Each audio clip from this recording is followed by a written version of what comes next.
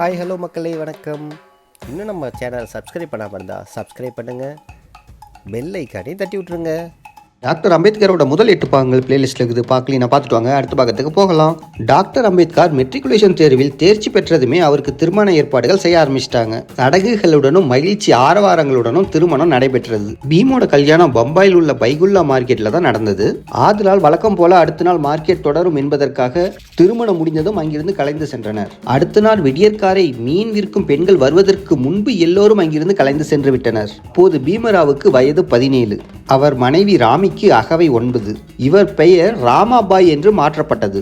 இவர் தன்னடக்கமான நல்ல பெண், நல்லியல்புகளுடைய ஒரு ஏழ்மையான குடும்பத்தில் 2வது மகளாக பிறந்தவர். இவர் தந்தையின் பெயர் பிக்கு வழங்கர்.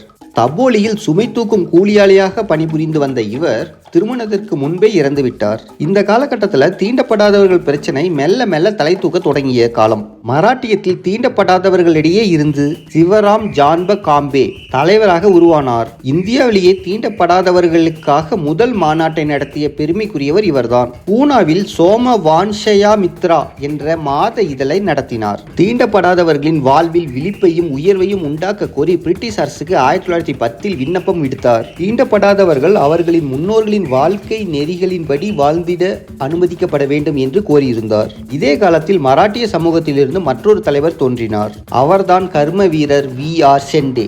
ஆக்ஸ்போர்ட் பல்கலைக்கழகத்தில் சமூகவியல், மதங்களின் ஒப்பீடு ஆகியவற்றை பயின்றவர். இங்கிலாந்தில் கீழ்த்தட்டு வகுப்பு மக்களின் மேம்பாட்டிற்காக செயல்படும் தொண்டு நிறுவனங்களை பற்றி நன்கு அறிந்திருந்தார். இந்தியாவிற்கு திரும்பிய பின் நாட்டுப்பற்று மிக்க இந்த சமூக சீர்திருத்தவாதி இந்தியா முழுவதும் சுற்றுப்பயணம் செய்தார். சர் நாராயணன் கணேஷ் சந்தவர்கர் துணையுடன் 1906 இந்திய ஒடுக்கப்பட்ட வகுப்புகள் கழகத்தை அமைத்தார். தீண்டப்படாத மக்களின் விடியலுக்காக அமைப்பு ரீதியாக மேற்கொள்ளப்பட்ட முதல் முயற்சி இதுவே.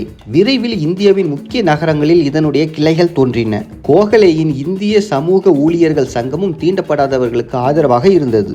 தன் தந்தையின் விழுமிய நோக்கத்தினால் ஊக்கம் பெற்றிருந்த பீமாராவ் அம்பேத்கர் பம்பாயில் வின்ஸ்டன் கல்லூரியில் சேர்ந்தார். ஒரு தீண்டப்படாதவருக்கு இது ஒரு புதிய அனுபவம், புதிய வாழ்வு, முன்மாதிரி இல்லாத ஒரு புதிய வாய்ப்பு.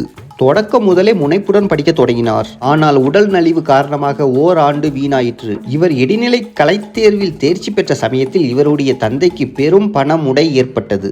அந்நிலையில் கெலுஸ்கர் உற்றுள்ளி உதவினார். உடனடியாக பரோடா மன்னரை சந்தித்தார். அவரிடம் சில நாட்களுக்கு முன் பம்பாய் டவுன் ஹாலில் கூட்டத்தில் உயர்கல்வி கற்பதற்கு தகுதி வாய்ந்த சிறந்த தீண்டப்படாத மாணவனுக்கு உதவிட தயாராக இருப்பதாக மன்னர் அறிவித்ததை அவருக்கு நினைவூட்டினார். சயாஜிராவ் கேக்வாட் சொன்னதை செய்யும் ஒரு நல்ல சிறந்த சிற்றரசர். எனவே இந்த வாய்ப்பினை அவர் வரவேற்றார். பீமராவ் மன்னரை சந்திக்க அழைக்கப்பட்டார். இந்த பெரும் புரவலர் பீமராவிடம் சில கேள்விகளை கேட்டார். பீமராவின் விடைகள் மனநிறைவு தந்தன. மாதம் 25 ரூபாய் உதவித்தொகை வழங்குவதாக சிற்றரசர் கூறினார். தான் உண்மையான ஆசிரியர் என்பதை கெலுஸ்கர் இதன் மூலம் நிரூபித்தார். தான் ஏற்கனவே அன்பளிப்பு செய்த நூல்களின் மூலம் தன் மாணவனை சாதிய கொடுமைகளுக்கு எதிரான தாக்குதல்களை தொடங்குமாறு மறைமுகமாக தூண்டினார். கல்வி உதவி தொகையை பெற்றுத்தந்ததன் மூலம் தன் மாணவனின் வாழ்க்கை பாதை ஒளிமிக்கதாகவும் அறிவின் அடித்தளம் உறுதிமிக்கதாகவும் ஆக உதவினார். எல்பின்ஸ்டன் கல்லூரி பேராசிரியர் முல்லர் பீமுக்கு கல்லூரி படிப்பின் போது உறுதுணையாக நின்றார். படிக்க நூல்கள் கொடுத்தார், உடுத்திட உடைகள் தந்து உதவினார். ஆயினும் பீமின் உள்ளத்தை இந்தியாவில் எந்த பேராசிரியரும் ஈர்க்கவில்லை. இழிவுபடுத்தும் சூழ்நிலையும் ஒடுக்கப்பட்ட மக்களின் இரக்கத்தக்க நிலையும் இவருடைய உள்ளத்தை அமைதி இழக்க செய்தன. கல்லூரியின் உணவுக்கடை உரிமையாளர் ஒரு பார்ப்பனர். அவர் பீமுக்கு தண்ணீரோ தேநீரோ கூட தரமாட்டார். தேர்வில் வெற்றி பெற வேண்டும் என்ற நோக்கத்துடன் பீமராவ் அம்பேத்கர் இப்போது படித்தார். படிப்பது என்பது இவருடைய வாழ்வில் இணையில்லா இன்பம் தந்தது. படிப்பது வாழ்வில் ஒரு விழுமிய நோக்கத்திற்காக என கொண்டார். சிறந்த வாழ்க்கை அமைவதற்கு வழிவகுத்து தருகின்ற வாய்ப்புகளை நன்கு பயன்படுத்தி தன்னை உயர்த்தி கொள்ள வேண்டும் என்று உறுதி பூண்டார். அறிவின் களஞ்சியமாக ஆதலை குறிக்கோளாக கொண்டு படித்தார். தன் அறிவின் திறனை வளர்த்து கொண்டார்.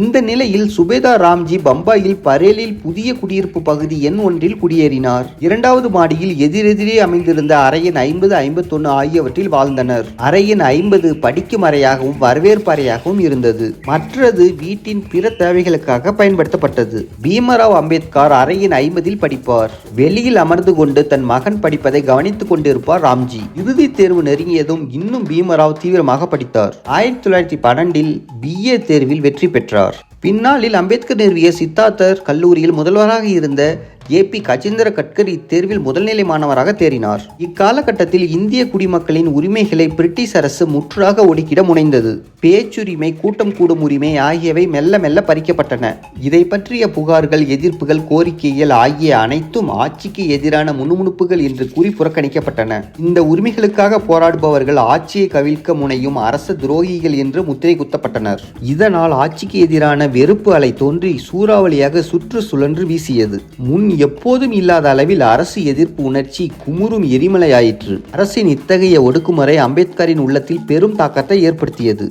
மாண்டலே சிறைக்கு திலகரை நாடு கடத்தியதால் மக்களுக்கு ஏற்பட்ட மன கொந்தளிப்புக்கு பழிவாங்கும் நோக்கத்துடன் சாவர்கர் சகோதரர்களை அந்தமானுக்கு அனுப்பியது. மற்றும் பல பத்திரிகையாளர்களையும் தலைவர்களையும் சிறையில் அடைத்தது. நாட்டுப்பற்று கொழுந்துவிட்டெறிந்த தீரமிக்க இளைஞர்களை தூக்கிலிட்டது. இத்தகைய நிகழ்ச்சிகள் மராட்டியத்தின் அடித்தளமே ஆட்டங்காணுமாறு அதிர செய்தன. திலகரும் சாவர்கரும் நாடு கடத்தப்பட்ட பின் மராட்டியம் முழுவதும் ஒரு பிரளயம் ஏற்பட்டது போல் உணர்ச்சி பொங்கியது. அடுத்த எபிசோட் நாளைக்கு பார்ப்போம். Thank you for watching. For more videos, please subscribe.